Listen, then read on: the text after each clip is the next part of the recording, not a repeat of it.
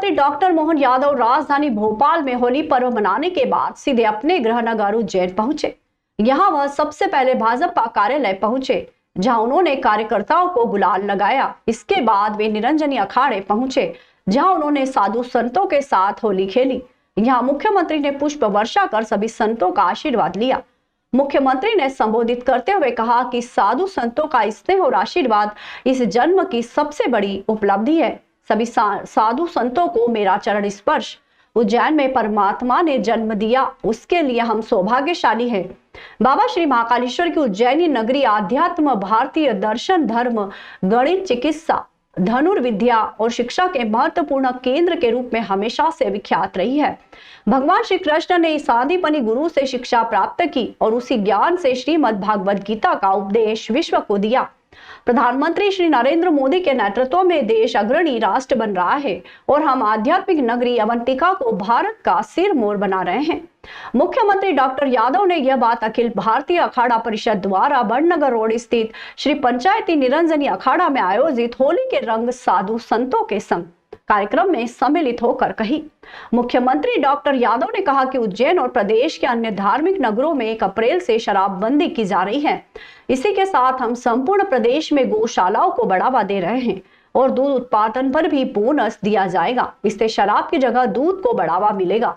मुख्यमंत्री डॉक्टर यादव होली पर्व पर अखिल भारतीय अखाड़ा परिषद द्वारा बड़नगर रोड स्थित श्री पंचायती निरंजनी अखाड़ा में आयोजित होली के रंग साधु संतों के संग कार्यक्रम में सम्मिलित हुए।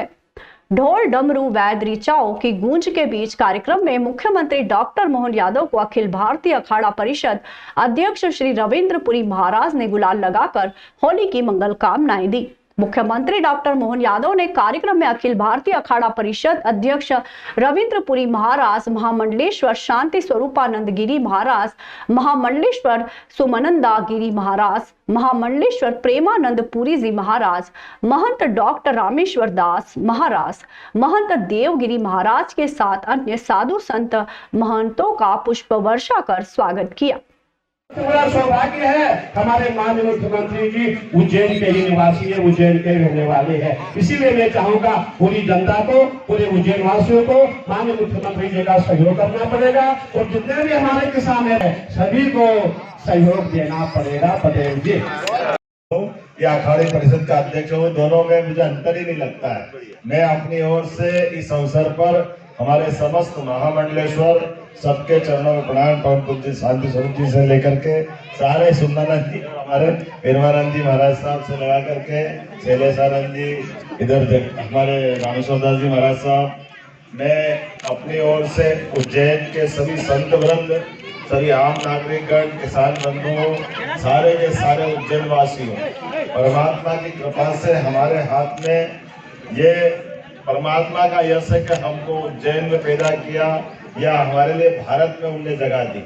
ये हमारे पूर्व जन्म के पुण्य है, उनके प्रतिसाद है कि हमको ये यहाँ धरती पर परमात्मा ने आँख खोलने का मौका दिया। और ऐसे जन्म और मृत्यु दोनों हमारे हाथ में नहीं, लेकिन हमारे हाथ में पुण्य कमाना, परमात्मा के काम करना, ये जो परमात्मा मौका देता है, इस मौके का सदुपयोग जो बेहतर से बेहतर हो सके वो सब करने के लिए।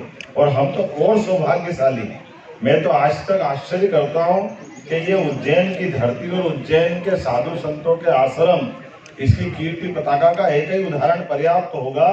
जब यहाँ उज्जैन के आश्रम में कंस को मारने के बाद भगवान कृष्ण पढ़ने आए और कृष्ण पढ़ करके अपने यहाँ से गए, लेकिन ये शिष्य ने अपना तो स्थान बनाया ही भगवान श्री कृष्ण ने, दुनिया उनको अलग प्रकार से जानती है, लेकिन शिक्षा दीक्षा कितनी अच्छी हुई होगी कि वो, मैं शैलेशानंद जी महाराज और महाराज ये मान के चलो कि वो जो उनने 18 अध्याय सुनाए, तो समय का अंदाजा लगाओ कि मुश्किल से 1 घंटा भी नहीं लगाओ, लेकिन उस 1 घंटे के अंदर जो 18 अध्याय में भगवान श्री कृष्ण ने अर्जुन से संवाद में करके बात कही, कौन सा चीज छोड़ी है, किस प्रकार से गीता के अंदर एक एक बारीक से बारीक बातों को समाहित करने का प्रयास किया है। आयुर्वेद उसमें है, हमारी धार्मिक गतिविधियों का मामला है, खगोल की घटना है, भौगोलिक सारी बातें हैं, सांसारिक जीवन की बातें हैं, इस संसार को अलावा किसी और दुनिया में जाने की बातें हैं, यहाँ तक कि सूर्य चंद्र से लगा करके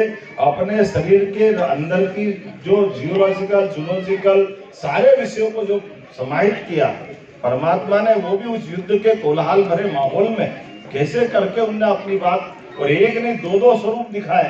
पहले स्वरूप जो दिखाया तो लोग डर ही गए कि ये ना आदि ना अंत, ऊपर ना नीचे, कुछ दिख ही नहीं गया, एक सूर्य से आंखें नीच जाती है। तो हजारों सूर्य की उस रोशनी के अंदर जब भगवान कृष्ण ने पहला रूप दिखाया तो अर्जुन ने कहा महाराज ये तो मैं देख ही नहीं पा रहा, मुझे तो वही दिखो जो आप हो।